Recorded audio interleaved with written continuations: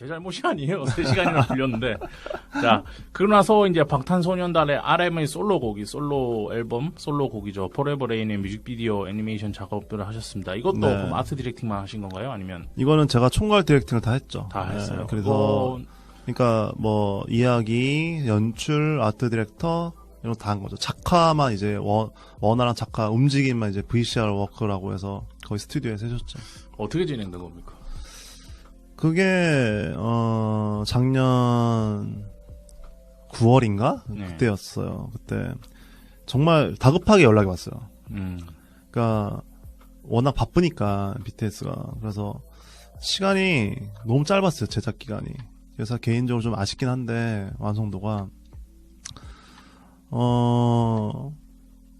RM이 이제 솔로 앨범 내려고 하는데 모노라고 해서 처음에는 아니었구나. 그 앨범 커버랑 애니메이션 뮤직비디오는 다 같이 하자고. 그래서 사실 커버는 그래서 약간 좀 캔슬됐어요. 이래저래. 그래서 뮤직비디오 하게 됐는데 처음에는 내색은 안 했는데 전화로 왔어요. 그 스태프한테. 그 회사 직원한테. 근데 그러니까 놀랬죠. 왜냐면은 한참 때 연락 온 거니까. BTS 한참 때. 제일 인기 많을 때. 지금도 인기 많지만 그 중에서도 RM이 유엔 연설하고 막 이때거든요. 그러니까 그 앞뒤였을 거예요. 그러니까 이게 무슨 일이지 했어 진짜. 아니 아무리 내가 좀 열심히 나름 그래도 해갖고 재밌게 했지만은 이게 사실은 열심히 한다고 되는 게 아니거든요. 이게 너무 운 같은 거예요. 이건 정말 운도 필요하죠. 네, 그래서 이제 근데 이게 약간 돌이켜 보면은 다 원인이 있었는데 그것도 나중에 얘기를 할 텐데 어쨌거나 너무 놀랬죠. 그래서 하겠다. 근데 이제 같이 결국에는 결과적으로 하겠다라는 것까지도 사실 좀 과정은 있었어요. 이래저래. 뭐 일정부터 해서 뭐 이렇게 제작에 관한 것까지 맞추는 과정이 있었는데 그래서 하게 돼서 거의 2달? 일정이 어땠는지 좀 이렇게 어쨌든 급했나 봐요. 그래서 2달 좀 3달 가까이? 아니 곡을 만들었으니까 당연히 바로 런칭해야 되고 그러니까 거기 그게 뮤직비디오 찾으니까 빠르게 돌아가죠. 그랬나 봐요. 뭔가 처음부터 완전 이렇게 세팅을 이때 하자 하면서 뭐 몇 개월 한 게 아니라 원래 타타닥 했나 봐요. 그래서 원래 딴 거 다 제가 이렇게 한 건 처음이었거든요. 빨리 한 거. 그래서 그때가 여름이었는데 그걸 끝내고 집을 나왔더니 가을이 되더라고요. 진짜. 너무 충격적이었어요. 왜냐면은 파랬는데 초록색이었는데 나뭇잎도 노래해가지고 떨어지고 있는 거예요. 진짜 집을 나오니까. 진짜 죽는 줄 알았거든요. 그때 감기도 걸려가지고 중간에 너무 압박이 심해서. 왜냐면은 어쨌건 거의 몇 억이 기다리고 있는 거잖아요. 그죠. 그 기분이 진짜 좀 이상하거든요. 이게 어쨌건 내가 옆에서 뮤직비디오를 만들어주는 거지만 그런 측면에서 어쨌건 미친 듯이 했어요. 제가 그 스튜디오에 있는 친구들이랑 다 합치면 한 14명을 썼죠.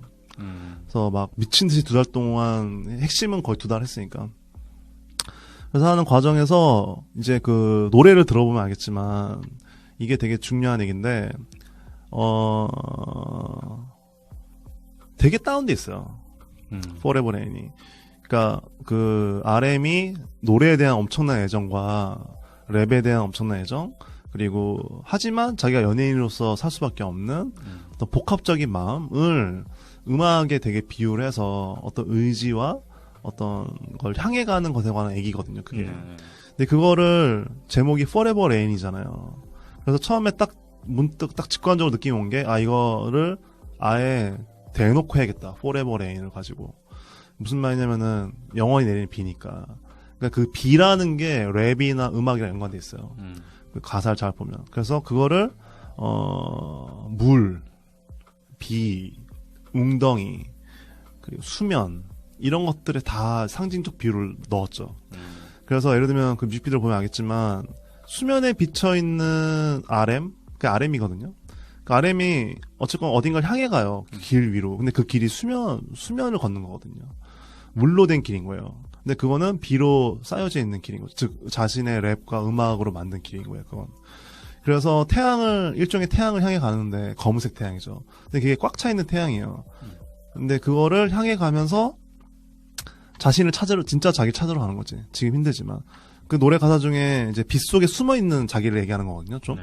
비에 있을 때는 우산 쓰고 다니까 자기를 잘 발견 못 하니까 편하게 다닐 수 있는 거지. 근데 그런 얘기들을 하니까는 그 물에다가 그런 걸 다 비유를 넣었어요. 그러면서 우산을 쓰고 있는 사람과 우산을 쓰지 않는 RM. 그러면서 자기의 길을 걷는 RM. 하면서 그걸 다 비유를 넣었죠. 그래서 뭐, 이렇게, 하지만, 그럼에도 불구하고 힘들어할 때, 부서질 때, 하지만 다시 또 고개를 들어가면서 자기의 꿈을 찾아가는 그런 비유들을 만들어서 세팅을 한 거죠. 그랬더니, 사실 되게 좋아했었어요. 그, RM이랑 방시혁 대표님이, 그 당시에 한국에 없어가지고 월드 투어 중이라서 만나지 못했었는데, 되게 좋아했고, 이런 게 있었어요. 근데, 중간중간에 좀 센 그림이 있어요.